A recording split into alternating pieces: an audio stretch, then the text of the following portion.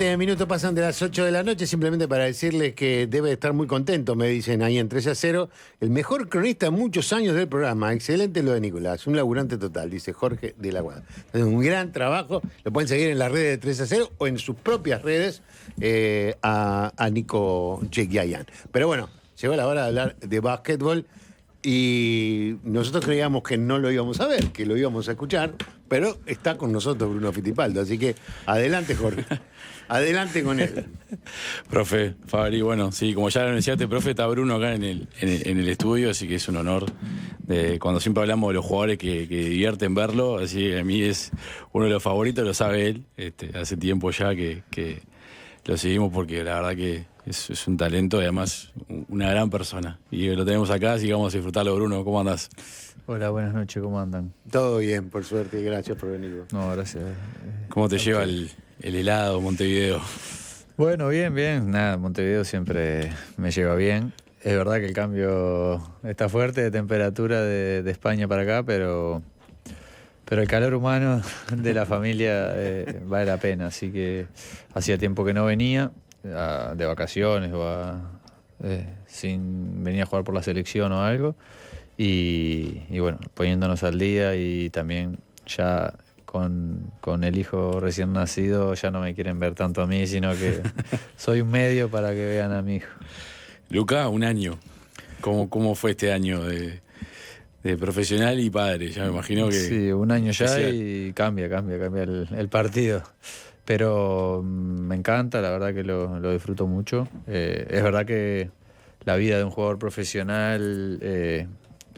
es delicada la situación porque siendo el primer hijo obviamente y todo lo que significa, querés hacer todo y estar presente en todo y a veces no se puede, es la verdad, porque se nota mucho en el físico, en el rendimiento, si no puedes descansar de una manera decente por lo menos. Entonces intento cuidar eso bastante porque sé que es parte muy importante mi carrera o mi trabajo y bueno, pero la verdad que al principio costó un poco más acostumbrarse y después ya está todo medio encaminado. ¿Cómo viste vos este año, más allá de lo personal y lo bueno familiar, digamos? Te renueva Tenerife, un equipo importante de España. Hoy justo estábamos hablando antes que iba a ser tu quinto año en el equipo, con la proyección de tener 3 años de contrato. En Europa, donde los equipos pueden elegir realmente lo que quieran, lograste una estabilidad impresionante en un equipo de primer nivel. ¿Cómo lo sentís vos y si lo sentís como un halago esto que te está pasando de volver a renovar con el Tenerife? Sí, por más que hace bastantes años ya que estoy jugando en Tenerife o en esa liga o en otras ligas de Europa, lo sigo valorando, sí. Sé que me costó muchísimo llegar, que es muy difícil estar en un equipo, si cumplo todo el contrato, 7 años. Así que lo valoro, por más que a veces te acostumbras a que estás ahí y parece que es lo normal, pero creo que eso está bueno y soy bastante capaz de separarme del día a día y darme cuenta y valorar lo que fui logrando. Y estoy muy contento de haber renovado y no es un momento de hacer balance porque todavía estoy jugando, pero si lo miro de lejos la carrera no me la esperaba. No. Es un buen lugar para vivir. Es muy lindo, ¿no? Ellos le dicen que es un paraíso y bueno, tiene muchas cosas de paraíso. Es una isla rodeada de playas. Profe, está quedando bien con la mujer porque Tenerife. Precioso, no. Bueno.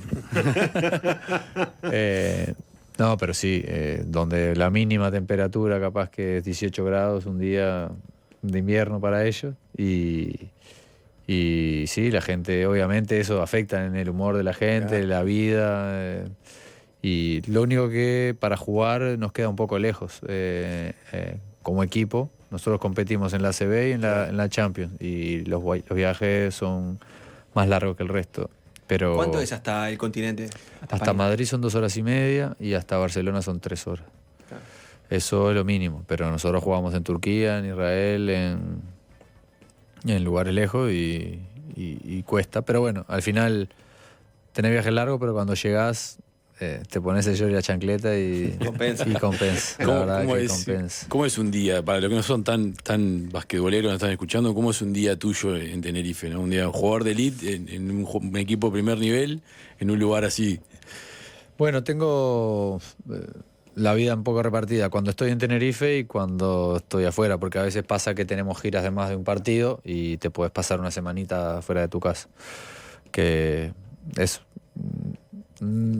agradezco mi profesión, pero a veces cuesta eso. El no dormir en tu casa, el estar armando la valija todo el tiempo. Pero en Tenerife, nada, entrenamos desde las 9:30 más o menos que empezamos a llegar hasta las 2, 3 de la tarde. Pasando por distintas cosas, ¿no? La parte de prevención, parte física, entrenamientos individuales y después el entrenamiento del equipo con el video, que en el básquet se mira muchísimos videos del otro equipo, de nuestro equipo, entonces bueno, se hace un turno solo pero bastante largo y a las 3 de la tarde ya quedo libre. Y almuerzan ahí con el equipo. Tenemos la posibilidad de comer ahí, también de hacer como un desayuno en unos huecos que dejan, pero es totalmente opcional, no es obligatorio. Repasando un poco tu carrera, no es la primera isla donde vivís, ¿no? Porque te tocó estar en Sicilia también. Ah, pobre. Sí. todos lugares. No, tuve los otros, tuve difíciles.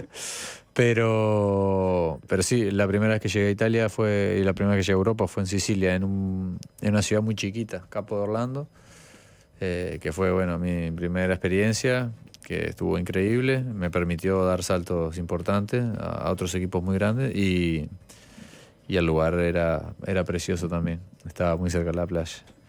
Pero tuve otros lugares más duros, más fríos, mucha lluvia, como Avelino. Burgos mismo en España es un lugar muy, muy frío, que tenés 6, 7 meses de invierno. Avelino en Italia, duro. muy chiquito, ¿no? La ciudad. Sí, pasa mucho. Cerca de Nápoles, pero Sí, más cerca- más sí, en en el la centro. campiña, en la Sí. campaña le dicen ellos, que es sí, no tiene un encanto particular. Está muy cerca de la costa amalfitana, que eso está muy lindo y lo visitábamos mucho. Pero bueno, después que empieza la temporada, días así para irte Claro. de paseo, más contados, sí. ¿Las playas de Sicilia o las de Tenerife? Las No. de Tenerife, claro. ¿Sí? No, Me la dejar picando. conozco ninguna de las dos, la verdad. Pero... No, son muy lindas las dos, pero si te tengo que decir una, quedo bien parado. Las playas de Tenerife son todas volcánicas, son todas de arena negra. Es algo bien distinto comparado con la playa que nosotros estamos acostumbrados. Hay playas de arena como la conocemos acá, pero son playas, esa parte es artificial. Al estar tan cerca del Sahara, se trae la arena, se arma la playa y vos estás como si fuera. Pero en el fondo es arena negra. Que la diferencia es que te quema mucho más si calienta. Y a la vista, cuando la playa es más artificial, el agua se ve mucho más clara. Que con la negra te deja ver menos el fondo. Pero el agua es impresionante, sí. Y bueno, ya que repasamos las ciudades, te tocó también en Estambul, ¿no? Así que fue una linda Sí. época también, un Sí, lindo sí. pasaje por el Galatasaray. Sí, eso fue seguramente la experiencia más loca, se puede decir, que tuve como jugador. Aunque es una ciudad recontra internacional, es muy diferente a lo que estamos acostumbrados nosotros. Es muy diferente. La religión condiciona muchísimo el día a día de la gente.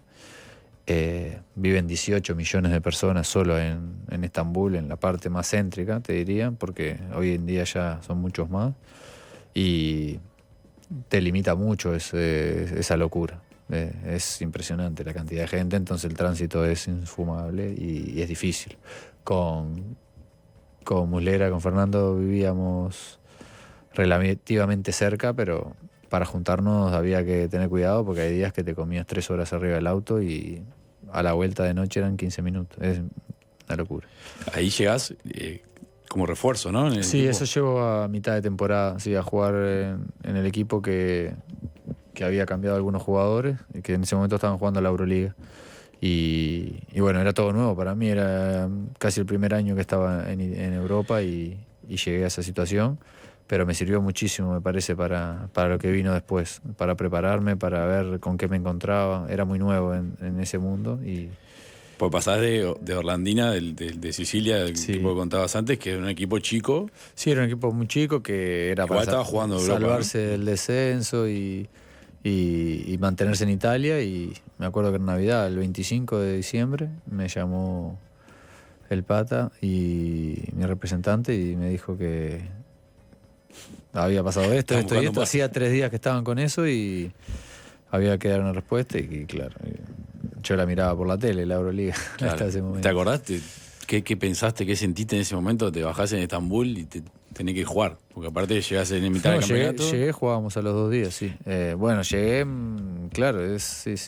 Primero fue a un hotel, estaba solo.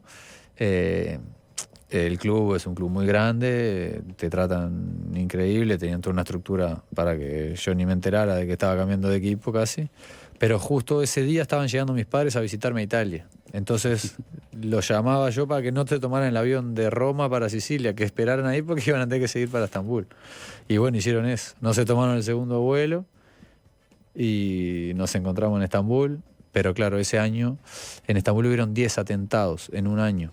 No sé si se acuerdan que había Sí. coche bomba, entraron a disparar a un restaurante y ese miedo lo sufrí bastante porque no estamos acostumbrados nosotros a eso. Estamos capaz que acostumbrados a una otra inseguridad, otro tipo de miedos que estamos más acostumbrados, pero ibas al supermercado y te revisaban todo, te miraban abajo del auto, había un control de metales en todos lados. Cada partido que jugábamos había millones de personas de seguridad, era diferente y era raro. Me acuerdo de la noche de fin de año, a un restaurante que iban a ir un par de compañeros, fue que hubo un ataque así de metralleta y mataron unas cuantas personas. Se suspendió los partidos, se suspendió el entrenamiento y claro, recién llegado y todo eso, y te acostabas a dormir y estaba por ejemplo, las melodías que salen de las mezquitas y no sabés que te levantás de madrugada suenan toda la ciudad. Después te vas acostumbrando y entendiendo, pero son cambios grandes. Lograste En el lugar vivir donde me algo de la sentía ciudad. más cómodo era dentro de la cancha, que es Claro. como el mismo lenguaje. Entonces, Sí. pero afuera, sí, recorrí, conocí. Es increíble. O sea, para ir de vacaciones, para ir a conocer una ciudad completísima, con historia, con paisajes, con geografía, con gastronomía, impresionante, es totalmente recomendable, pero no es tan cómoda para todos los días, obviamente. Claro. Y adentro de la cancha llegaste a vivir la locura que tienen los turcos por el básquet. Sí, por, sí. por el deporte en general, ¿no? Pero en el básquet Sí. el lugar es mucho más chico que el fútbol, se nota mucho más, ¿no? No, porque, bueno, jugué un par de clásicos contra Fenerbahce y sí, nunca había sentido esa atmósfera, como se le dice, impresionante. Hablabas con el compañero de al lado tuyo en la cancha y no lo escuchabas. Y eso que había jugado contra Olimpia, profe, pero Eso que había jugado en la cúpula. se siente un poco más ahí. Yo te confieso que yo tuve la oportunidad de ir a Estambul y es una de las ciudades más lindas a la que fui en mi vida. Sí. Pero me puede ser. pasó una cosa que es increíble. Llegué y salí, estaba ahí cerca de la plaza de Ataturk, creo que es, donde empieza la peatonal, es donde Taksim. sale el trencito. Y salí del hotel, me encontré en una plaza y en un rincón 400 policías. Digo, ¿y esto? Y empecé a caminar por esa peatonal, venían miles de personas. Y me acuerdo que le dije a mi compañera, es una manifestación, por eso está la policía. No, era la gente que estaba caminando. Impresionante. Una No, cosa increíble. a veces de aspecto nos choca un poco la manera que son de ser, que parecen ser, pero después he tenido la mejor experiencia con toda la gente, muy servicial, muy amable. E incluso años después, cuando he ido a jugar contra equipos de ahí o contra el mismo equipo donde yo había jugado, se portaron bárbaro conmigo y siempre muy atentos, muy cariñosos. La verdad que me quedé con un lindo recuerdo de toda la gente. Es una ciudad maravillosa. Perdón que interrumpí. No, la profe, charla. y esto que contabas de la cancha, contá un poco cómo se vive, ¿no? Esa locura, bengalas adentro del estadio, gritos todo el tiempo, gente Sí. saltando. Sí, de cómo se ven en los videos. Sí, teóricamente no se podían entrar bengala y empezaba el partido y era toda la tribuna con una bengala en la mano. Y tiene una manera de cantar como mucho más de gritar directamente y obviamente para mí no entiendo nada del idioma, que fue imposible.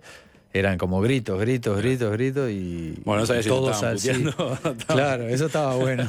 ¿Y cómo te sentías vos con eso, con toda esa gente gritando? En la cancha, como les decía, llega un momento que te aislás. Por más fuerte que sea y por más... Hay un momento que lo usás para motivarte. Tanto si tenés todo el estadio a favor como si tenés todo el estadio en contra. A mí me motiva, te diría que más a veces la segunda que la primera. Me gusta mucho esa situación de tu equipo contra todo. Me gusta. Nos ha pasado con la selección alguna vez también, de ir a canchas muy grandes con todo el estadio lleno de otro país. Está bueno. Pero creo que llega un momento que estás ahí en la competencia y te aislás un poco. Me ha pasado muchas veces que, no sé, mis padres o lo que sea me dicen, ¿viste lo que pasó en tal momento? ¿Viste tal cosa? Y ni me enteré y capaz que era ahí al lado. Sí. Eso pasa bastante. Después te toca también otra ciudad que vos la nombraste de pasar, como Burgos, que también pasás al contraste, ¿no? A una ciudad chica de nuevo y a llegar... No, y totalmente diferente la manera de vivir el deporte en España y en ese tipo de ciudades. Era como que iban al teatro. Por más que teníamos la cancha llena todos los partidos, una cancha muy grande y había todos los días lleno de gente, era muy diferente. Es más, a veces mi hermano, que me ha ido a ver bastantes veces, se enojaba un poco porque, por ejemplo, jugábamos el partido y íbamos, no sé, terminaba el partido y perdimos. Un partido capaz que hasta era uno de los que había que ganar. Entonces la hinchada de Burgos cantaba la canción por un ratito del equipo visitante para felicitar a la hinchada visitante que había venido, que era no mucha. Y los aplaudían y les festejaban, no sé qué, y se iban como si nada. Y mi hermano no le entraba en la cabeza, porque acaba de perder y todavía le festejaba, lo felicitaba. Otra manera. Y a vos con lo competidor que sos, ¿cómo te influía eso? Me chocaba, me molestaba muchas veces, porque eso se transfería a los jugadores. Claro. Yo no digo que hay que jugar con la presión de que si no ganás es vida o muerte, como pasa muchas veces acá, y nos pasamos de rosca y a veces estamos jugando un partido que, si lo pones en contexto, decís, pero bueno, tranquilo. Sí. Nosotros queremos ganar, pero no esa locura.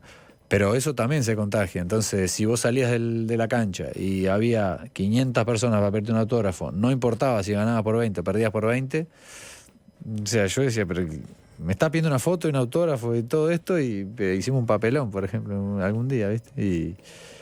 Y eso se transfiere a veces si la gente vive un poquito más, o los jugadores lo viven un poquito más frío en ese sentido.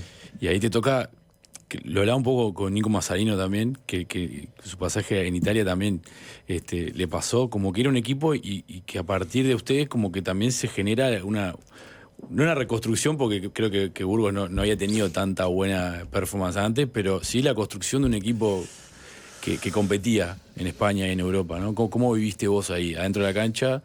También liderar esa parte, ¿no? De un equipo que no tenía nombre, llevarlo a los primeros niveles. Sí, se pasó a ser referencia totalmente de la ciudad del equipo.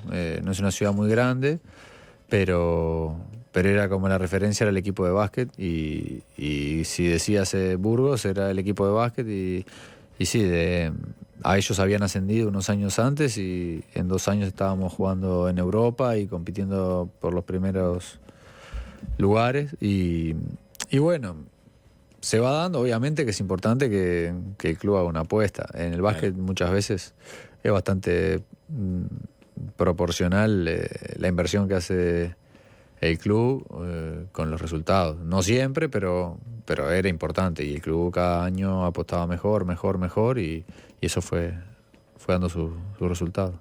Voy para atrás, perdóname la línea cronológica, que no estoy respetando nada, pero vamos para tu primer salida al exterior, que fue también una ciudad importante como Buenos Aires. Sí. Vas a Obras, a un lugar histórico para el básquet. También un cambio importante, ¿no? Si vos ya tenías un rol protagónico en Malvin, vas a Obras, donde en el poco tiempo debes haber visto todos los videos de los entrenadores rivales diciendo hay que parar a Fittipaldo, ¿no? ¿Cómo lograste eso, ¿no? Transformarte también en líder en tan poco tiempo? ¿Lo viviste natural? ¿Notaste algún cambio de la Liga Uruguaya a la Liga Argentina? En ese momento la Liga Argentina estaba muy fuerte. Era muy fuerte, sí. A mí aparte me fichó Julio Lamas, que era el entrenador de la selección de Argentina en ese momento. A mí eso me motivaba muchísimo. Él venía el año que yo voy con él estaba dirigiendo en Londres, 2012, en los Juegos Olímpicos.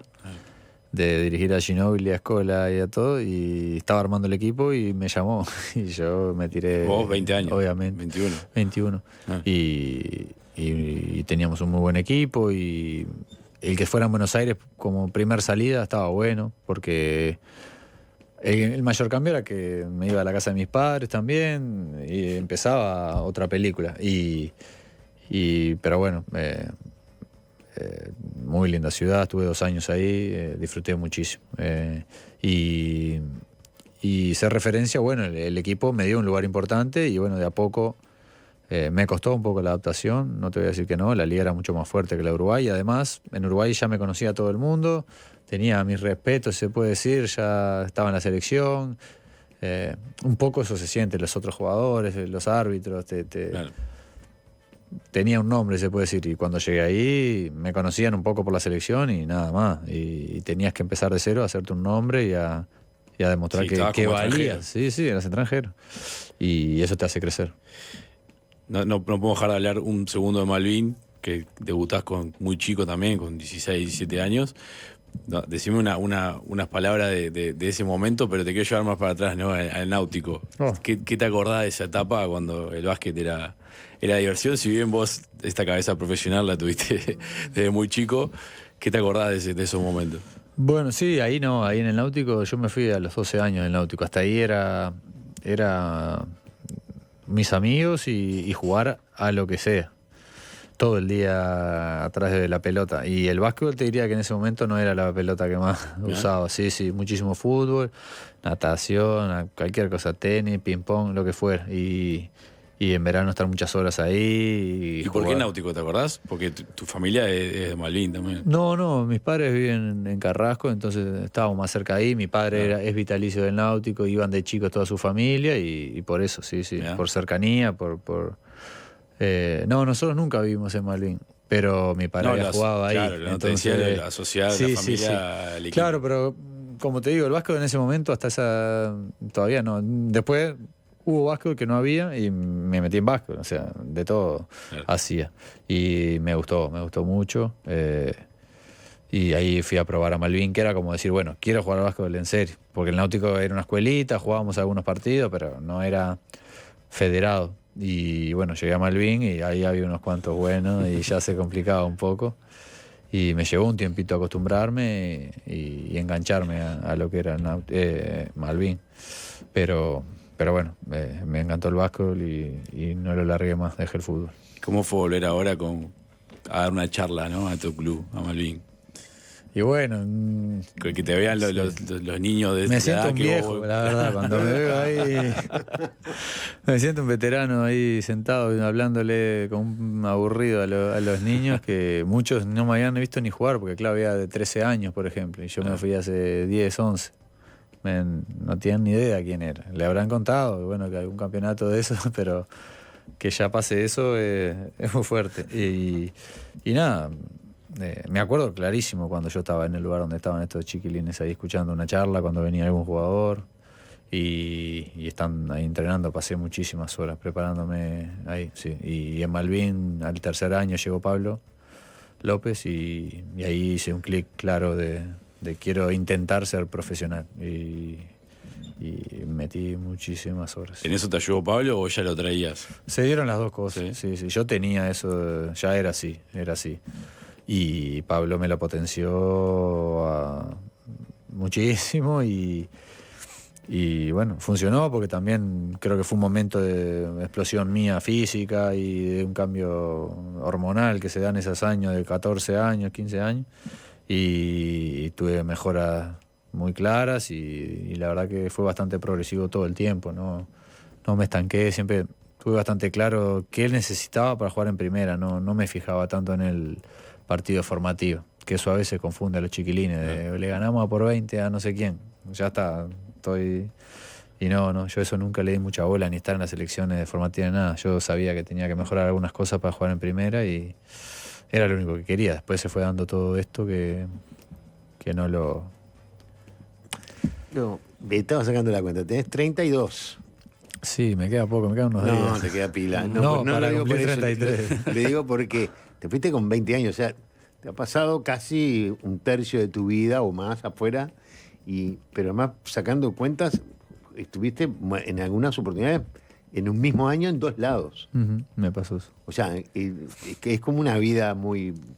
Sí, por eso ahora esto de poder estar establecido en un equipo y en una ciudad y tonterías, pero llegar y ya saber cuál es tu casa, dónde vas a la peluquería, que te sientas pertenecer a la ciudad es muy difícil lograrlo. Y el grupo que tenemos también de compañeros está hace muchos años también, tenemos un bloque bastante estable. Eso es muy difícil conseguirlo afuera. Hay años que sufrís claro. La distancia, sufrís el cambio de cultura. Si va mal en la cancha ni te digo, porque se hace todo mucho más pesado. Entonces esto de poder haber encontrado un lugar, ni que hablar que mi mujer es de Tenerife, su familia está ahí y es mucho más fácil ahora, pero la verdad que sí, fueron unos cuantos cómo años. ¿Cómo es tú cuando venís a Montevideo? ¿Cómo vivís las venidas a Montevideo? ¿Son de amigos, son de asados? Sí, ¿Solo familia? Sí. Ahora tengo un asado cuando me vaya de acá. Bien. Vamos para allá, ¿no? Claro, por supuesto. somos 3. Tenemos. Seis más. Sí, hacía 2 años que no venía porque había nacido justo Luca en julio del año pasado y no pude venir. Y sí, son muchísima familia y amigos, sí. No hago mucho más cosas. Es juntarme. Ahora se casó mi hermano, que también fue un acontecimiento para toda la familia muy importante, de Hernán y Belén, que lo disfrutamos muchísimo. Y bueno, pero sí, es más que nada venir a ver a mi familia. Si estuviera en otro lado, iría a donde estuvieran ellos. Pero al principio me pasa que la primera semana me siento hasta incómodo. Y digo, pero ¿cómo estás un poco raro acá? Estás en Montevideo, el de toda la vida, y te sentís un poco que... Y después ya te das cuenta que sí, que... Te volvés a adaptar. Bruno, ¿incorporaste alguna cosa de la cultura? En España estás desde 2018, por ejemplo. Sí. ¿Alguna palabra, meter algún vale en vez de dale, quedás como... Espero que no, porque mi hermano me mata si me llega a escuchar. Si se me escapa un vale o algo. Algo de comida, algo de costumbre. Sí, seguro. Debo tener, me fijo. En Canarias son 7 islas, yo estoy en Tenerife y hay mucha influencia latina ahí. Mucho venezolano que ha llegado ahí o español que ha ido a Venezuela y volvió. Y como te digo, no es el típico español, capaz que escuchás hablar de esa manera, el tono de voz es diferente, hay muchas cosas que son diferentes. Después costumbres así que tenga como ellos. Porque a veces se duermen a distinta hora que nosotros, de repente. Comer más tarde, ahí tenés una. Acá generalmente la hora de la comida es a la 1 y media. Como tarde a las 2. Allá, como temprano, es a las 2 y media. ¿El almuerzo? El almuerzo, sí. La comida. ¿Y la cena? Y la cena, tardísimo. Tardísimo, sí. Es mucho más tarde todo. No es como en Inglaterra o en otros países de Europa que se cena a las 5 de la tarde. Claro.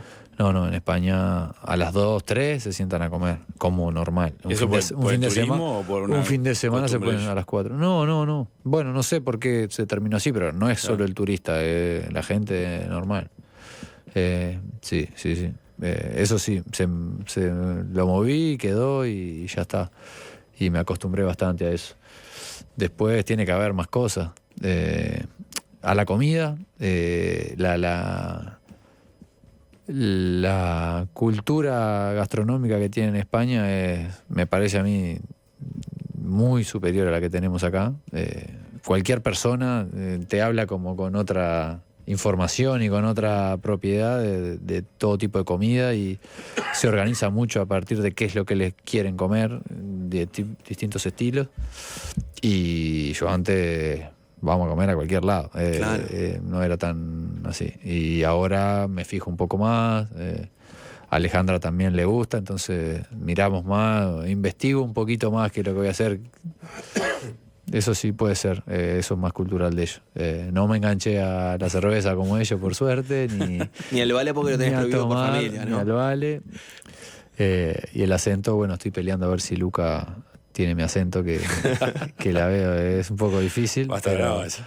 le estoy reforzando las doble L y la Y a morir, pero no sé. La batalla cultural no promete tanto, ¿no? No. Tenés que traerlo más seguido acá. Sí, o ponerle una maestra uruguaya. Bruno, para hacer una pregunta de básquet, profe, porque esto era una columna de básquet antes, pero ahora mucho mejor así. Mucho Bueno, mejor así. disculpá, nos vamos. No, yo no hice ni El una básquet pregunta. es la vida y la vida es No el hice básquet, ni una de Pablito. básquet, profe. La carrera de Bruno está ahí para repasarla. Contame cómo con todo lo que has visto en Europa y todo, cómo es tu idea de, si tuvieras que vos armar un equipo, ¿no? A ponerlo a jugar a la cancha hoy. Viste que está la discusión de si jugar con un centro, si todos abiertos, si jugar a correr y tirar. ¿Tenés una idea de juego que vos digas, me identifico con esta, me gustaría jugar así, por más que no lo haga tu equipo, ¿no? ¿Tenés eso en la cabeza ya o no? Sí. O sea, si tuviera que elegir un equipo que creo que yo no podría jugar capaz, por las características, creo que está yendo muchísimo hacia solo un jugador interior y no tan definido, no con las características que tenía antes de pesado, de jugar de espalda y todo eso, ¿no? Sino un jugador interior pero muy versátil y más que nada atlético y que esté por encima del aro. Y el resto de jugadores muy móviles, que todos pudiendo hacer un poco de todo. Eso sí, me gusta. Es verdad que lo que te estoy describiendo es bastante lo que se juega en la NBA, pero en la NBA yo creo que no se juega tan colectivo como me gustaría que jugara mi equipo. Por la sobra de talento que hay, no se necesita construir colectivamente y se construye mucho más de lo individual. A mí me gusta mucho más el juego europeo a partir de las coordinaciones colectivas y a partir de eso y tácticas llegar a encontrar ventajas, la verdad. Y desde adentro de Europa, vos te das, o sea, por lo menos mi impresión es que se están retroalimentando tanto la NBA con jugadores de Europa, Sí. como Europa con jugadores americanos y llevando o sea, que hay como un mix en los dos lados, ¿no? Porque los americanos de Europa ahora son los realmente buenos que van a jugar. No juega cualquier americano ahora. Sí, muchas veces le comentamos que hay jugadores que lo hacen muy bien en Europa, van a la NBA y no pasa nada. Pero pasa mucho que hay jugadores que fueron muy destacados en la universidad o hicieron buena carrera en Estados Unidos, en la NBA, y llegan a Europa y no pueden y les cuesta muchísimo. Está claro que el nivel de la NBA es superior, pero la manera de jugar es muy diferente. Claro. Hay jugadores que no pueden jugar a lo que jugamos en Europa, tan táctico, tan estructurado. Bueno, el caso de eso es Giannis, ¿no? Como le cuesta cuando va a FIBA, espacio, todos partidos le costó. Está claro, sí. Y no vamos a negar el talento que él tiene, claro, pero campeón de NBA. Sí, pero es verdad que cuesta. Es verdad que es el momento más internacional de la NBA también, que hay 2 o 3 jugadores que van candidatos al MVP todo el tiempo y son europeos. Y eso no pasaba. Pasó contadas veces, alguna vez, Nowitzki, no sé, porque mismo Manu Ginóbili, que es el jugador que nosotros tenemos como referencia, no era un candidato al MVP. Y ahora está Doncic, está Jokic, Antetokounmpo, son 3 que no sale de ahí seguramente los MVP de las temporadas. Y eso no existía, era americano siempre. Yo le preguntaste, Vasco, no tenemos que ir. No tenemos que ir, pero vamos a dejarlo ir al asado. No, tiene que ir al asado, si no, va a llegar Bruno, con el chorizo quemado. Muchas gracias por la visita, Bruno. La verdad, un placer siempre escucharte. Gracias por venir hasta acá en estos días de vacaciones. Así que un placer escucharte. Muchas gracias por la invitación, pasé bárbaro. Bueno, muchas gracias a ti. Para nosotros es un orgullo, un honor y una alegría. Te agradezco en serio que hayas venido. Muchas gracias. No hacemos ninguna pausa. Nos vamos, ¿no? Cerramos la columna. Presentó Garantía de Alquiler de Porto Seguro, la primera garantía que pensó en vos. Aco Inoxidable, transformamos el acero inoxidable. Y Supermatch, la casa de apuestas deportiva del Uruguay.